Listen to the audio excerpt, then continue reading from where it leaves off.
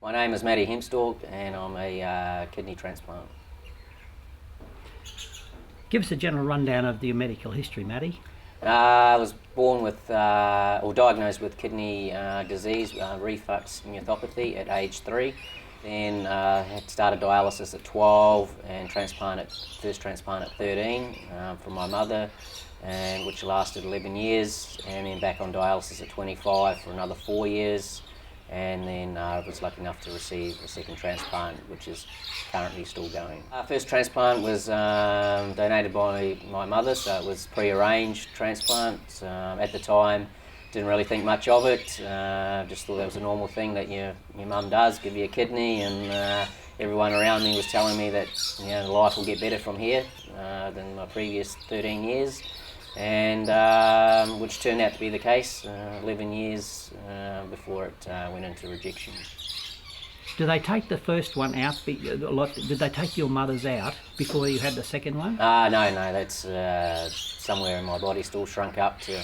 They find it very hard to find it in an ultrasound or anything, so it's just shrinks up to pretty much nothing. So you in effect have 4 kidneys now? Yes, yeah. 3 very small ones.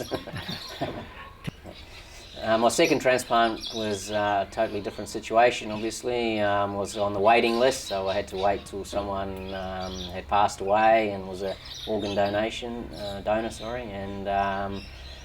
so it was after 4 years, just over 4 years on dialysis that time, so it was brought in a different lot of things to the situation, different emotional impacts, and I did receive the call.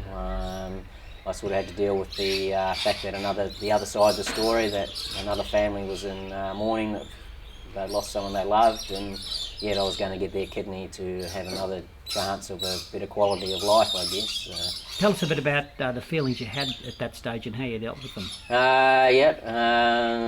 My feelings were of like, should this be happening, and someone's died, and for me to be able to get off dialysis and live another life, a more quality one with my family and stuff. So I sort of dealt with that internally, and also speaking to other transplant recipients who were also getting transplants around the time, and also speaking to through Donate Life. I do some work with them, and I've spoken to a family who were a donor family, and they gave a slightly different side of the story on their side of it, which made it a lot easier to understand, and that the fact that they did lose someone, but they were grateful they were able to still contribute to help someone else live a more quality life. So that was how I was able to handle it.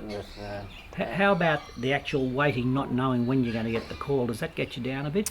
Well, I guess in terms on dialysis, the first 2 years you've got the hope that you're going to get the transplant, so this is only short term. And for me, it was after 2 years. I forgot about the transplant after that I didn't think it was going to happen, and it was just, how am I going to live my life on dialysis, and what changes do I need to make to be able to live healthy on dialysis and just survive. So when I did get that call, it came as a shock. So the call came, and it was Queen's birthday weekend, 4:30 Sunday morning, and I was staying at a mate's place, and so the phone rang, and the doctor's phone number came up on the screen, and I was thinking, well, who's ringing me?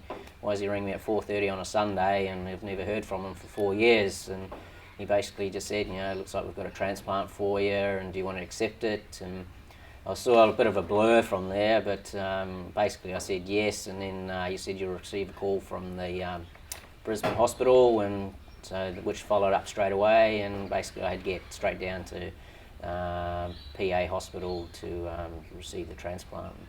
Take us through your recollections of the actual operation. Other than when I first arrived to the PA hospital, I had to go through emergency and get a chest x-ray, and then straight up to the ward where they ran some more tests on just basically what medication they could use if the kidney went into rejection after the transplant. Then it was just a bit of a wait. I had to wait a couple of hours, and then it was straight into theatre. Wheeled straight in and changed over to the beds, and that's when the memory got put to sleep, and woke up the next morning and the kidney was functioning, and I had to get out of bed for the first time to be weighed, and then the surgeons came in and basically said everything went well, and this is the medication that we're going to be prescribing, and so it was just sort of into recovery on that side, but on the other side also dealing with the emotional side after the transplant with the fact of the family and stuff as well. So. How do you know when it's working? It was outputting urine straight away, so it was going too well. It was just making plenty of urine, and they were always emptying the bags and stuff like that. So it was, and the blood results were coming down as well. I didn't really have a lot of pain. You have obviously tubes everywhere, and they're putting morphine in and stuff like that. But I had to lie on my back. It was, you couldn't really go onto your side or anything. But very weak. When I got out of bed, I only had to probably walk. Wouldn't have even been half a metre, and I sort of collapsed straight back into bed and went to sleep again. So you're very weak after the procedure for the first couple of days. And but there wasn't a lot of. I didn't have a lot of pain. So. Did you have a carer with you at this stage? No. I've been on my own all the way through. Since I left home, basically. No one at all? No, I deal with everything myself. So, and friends and family who are in New Zealand and stuff like that, but I tend to keep things to myself and deal with myself and the hospital staff. So. I get on really well with the medical staff at Nambour Hospital, and I've learnt to understand all my blood results, and so I get a copy of them when I get my bloods, even if I don't have to see the doctor, and I can monitor from them on what I'm doing and how things are going. If I need to make any changes to diet or fluid intake, I can sort of gauge that as well. And then, so between me and my doctor, we work on how I feel and what levels I have symptoms and stuff like that. And if I show a symptom, then I know it's one level, so I tell them I think it's, the tacrolimus is too high, I've got the shakes, and we need to drop it, and you'll look at it and then suggest yes, no, or try this, and then so we work very closely together, and it's a partnership I believe, for both sides to get through. I've had a few setbacks. I've had, after I came out of hospital, the initial transplant, I got quite a lot of infections through the medication. Probably for the first 3 years. When I got back to the coast, Sunshine Coast, I was in hospital roughly every 3 months for 2 to 3 weeks, and they couldn't pick up what was wrong. And then I'd come right, and then it'd be about another 3 months, and I'd get sick again. And then in 2007, I went to the World Transplant Games in Thailand and picked up 2 types of salmonella, and came back to Nambour Hospital and got admitted, and picked up the norovirus as well when I was in, so I had 2 types of salmonella, norovirus, and 12 weeks in hospital all up, and I kept losing weight. I went from 58 kilos down to 45, and they couldn't understand why, so they started doing all these procedures, checking for cancer and stuff like that. So they did a colonoscopy, and they nipped the artery in the stomach and the bowel, and didn't realise I was internally bleeding, and got sent back to the ward, and then overnight deteriorated obviously, and they sent me straight back to theatre and ended up ICU on a ventilator, and basically fighting for my life. So the parents flew over from New Zealand, and the doctors told them that they believed the kidney had been lost, and it was just a matter of if I was going to pull through the whole thing, and before I came off the ventilator, so that's what they were just waiting to see. So, but lucky enough, the kidney kept fighting through, and it's bounced back to what it was after the transplant. So. Do you think most of those infections you picked up were a result of the immunosuppressive drugs? Yes. My doctor said it was because of my first transplant, being on the medication that started to kill the bone marrow, and then starting up again, my bone marrow doesn't make enough now, and so now he runs everything down to a very low limit, and so for the last 2 years I haven't been in hospital once.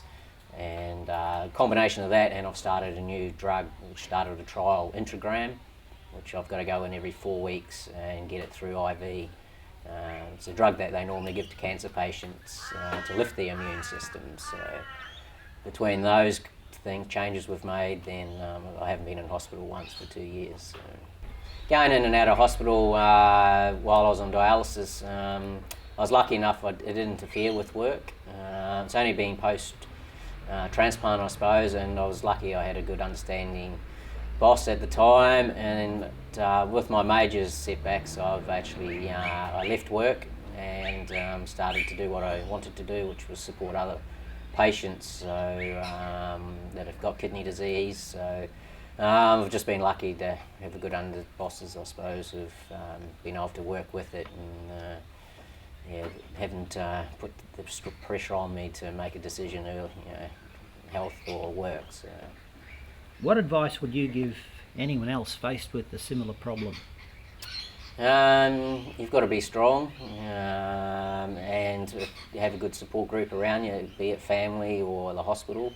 But you've just got to keep having that hope that things will come right. And it took 3 years for mine to come right, but it did come right. And I believe if you've got a good attitude and ride out the downs, the ups will come and make the most of the good times. So not try and dwell on the low ones. So.